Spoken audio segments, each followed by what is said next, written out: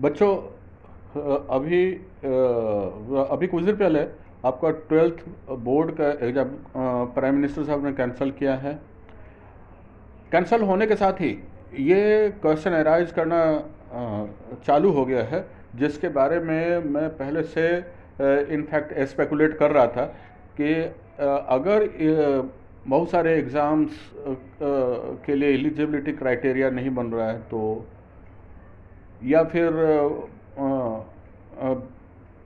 Marking में कुछ inflated marks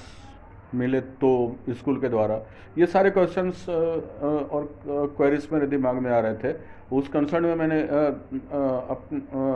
एक वीडियो में इस चीज़ को, एक दो वीडियो में जाहिर भी किया है इनफैक्ट। और अभी आज के डेट में यही सारी चीज़ें पेरेंट्स के दिमाग में, बच्चों के दिमाग में उठ रहे हैं इनफैक्ट। बट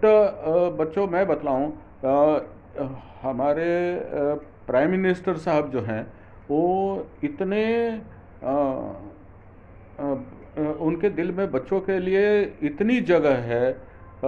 देश के जनता के बारे में काफ़ी कुछ सोचते हैं, इतना ज़्यादा कि वो कभी भी उनके डिसीजंस जो हैं, अगर डिसीजंस अगर किसी डिपार्टमेंट के द्वारा गलत भी हो रहा है तो वो उसको करेक्ट करके, वो जो जनता या बच्चों के हक वाला ही जो चीज़ रहेगा, मास लेवल में जो डिसीजन सूट करता है उसको ही वो डिसाइड करेंगे, और वो वही आखिरी फैसला होगा। इसलिए बच्चों और पेरेंट्स, आपको भी मैं रिक्वेस्ट कर रहा हूँ कि ना आप पैनिक हों इसको लेकर के, और क्योंकि मैं भी एक गार्जियन हूँ इनफैक्ट, और इसलिए मैं जानता हूँ कि आपकी चिंताएं कहाँ बनी हुई हैं, क्यों और क्यों बनी हुई हैं, बच्चों के फ्यूचर के बारे में आप वरिड हैं। बट कहीं हम लोगों के बारे में, हम लोगों से ज़्यादा प्राइम मिनिस्टर साहब हम लोगों के हक में वो सोचेंगे। अभी देखा ना, आप लोगों ने कितना अच्छा डिसीजन उन्होंने दिया, और एक ही झटके में उन्होंने जिस टेंशन से बच्चे गुजर रहे थे उसको दूर कर दिया उन्होंने। दूसरी समस्याएं उनके नॉलेज में ऑलरेडी आ चुकी हैं कि इंटरनल असेसमेंट के बेसिस पे उन्होंने गाइडलाइंस भी दे दिया है, ये डायरेक्शन भी दे दिया है सीबीएसई को और दूसरे बोर्ड को, जो सेंटर से ताल्लुक़ रखती हैं, सेंट्रल बोर्ड्स जो हैं जैसे आईसीएसई वगैरह, उनको एक तरह से सीबीएसई को जो डायरेक्शन है, दूसरे बोर्ड को भी डायरेक्शन है कि ईजीएस्ट में ऑब्जेक्टिव क्राइटेरिया निकाली जाए। तो ये कभी भी ऐसा approach, as per direction given by our honourable prime minister, CBSE उनके वर्ड्स को फॉलो करेंगी और करनी है उनको, और वो कभी भी इनह्यूमन होकर के नहीं सोचेंगी, और बहुत ही अप्रोप्रिएट वे में गाइडलाइंस को फॉलो करेंगी, जिसमें कि हमारे बच्चे किसी भी हालत में सफ़र ना करें। जैसा कि होता है नॉर्मल कोर्स में 11th 12th में, पार्टिकुलरली साइंस साइड के बच्चों को मैं जानता हूँ, मैथ्स, और क्योंकि साइंस साइड के बच्चों से मेरा ताल्लुक़ रहा है, और बायोलॉजी साइड से और मैथ्स के साइड से बच्चे 11th से ही लग जाते हैं, जिसकी वजह से उनके जो है बहुत सारे इंटरनल एग्ज़ाम्स छूट जाते हैं। प्री बोर्ड में वो उतना ध्यान नहीं दे पाते, क्योंकि वो बहुत सारे ऑनलाइन क्लासेस अभी जो कोविड का ये चल रहा है उसमें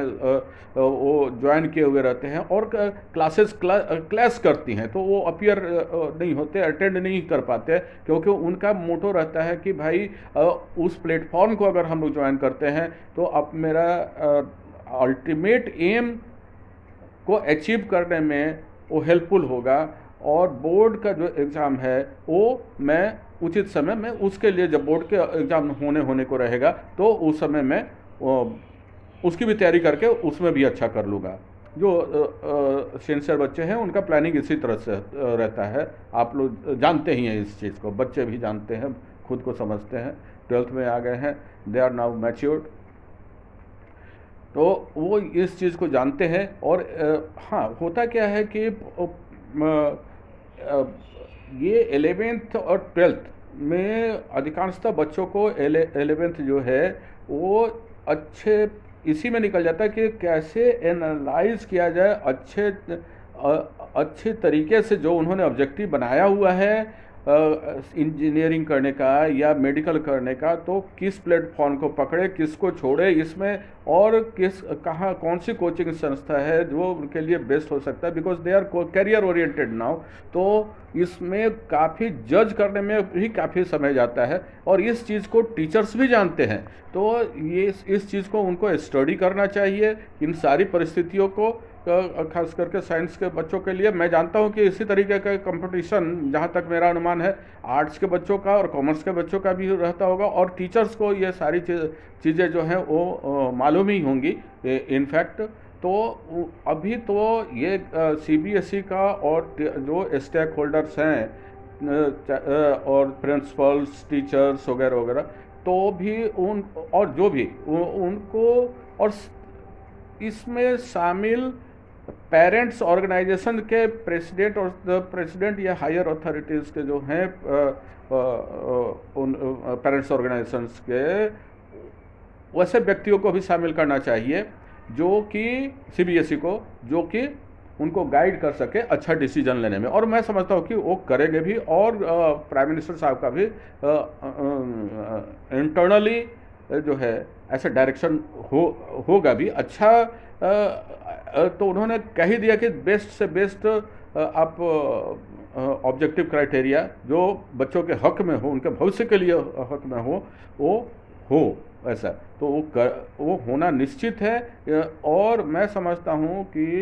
वो क्राइटेरिया इतना इजी रहेगा कि उनके मार्क्स भी मिलेंगे अच्छे, और वो they will be eligible for any competitive exams. Considering all these things, they will decide. So nothing to worry about all these things. And if you are preparing for बच्चों, if you are preparing for JEE, आप बढ़िया से वो करते रहें without taking any tension about all this things. अगर आप NEET UG की तैयारी कर रहे हैं, उसमें पूरी तरह से लगे रहें, कैसा मार्किंग होगा, कैसा नहीं होगा, you should not think over that, rather I should say you must not think over that, क्योंकि उसमें एक्स्ट्रा एनर्जी आपका लॉस होगा और आप उस तरफ ना सोचें, और उसमें टाइम भी आपका वेस्ट होगा। और अभी बहुत ही फूक करके अपने टाइम को बचाना है, और वो भविष्य में आगे जो है वो निर्णायक होगा। ये निर्णायक समय है आपका, तो इसको प्लीज़ आप अच्छे से हैंडल करें। Best of luck for your exam and be calm and peacefully you prepare for all that. Thank you very much, bye bye. और सब्सक्राइब करना ना भूलें, शेयर करना ना भूलें, लाइक करना ना भूलें। और पुराने बच्चे, उनसे भी रिक्वेस्ट है, आप जिन्होंने सब्सक्राइब किया हुआ है, शेयर करें, लाइक करें, फॉरवर्ड करें, ताकि ज़्यादा से ज़्यादा लोगों तक ये मैसेज पहुँचे और शांत चित्त होकर के बच्चे बिना किसी टेंशन का अपना प्रिपरेशन करते रहें। Thank you very much, bye bye, have a nice day, thank you.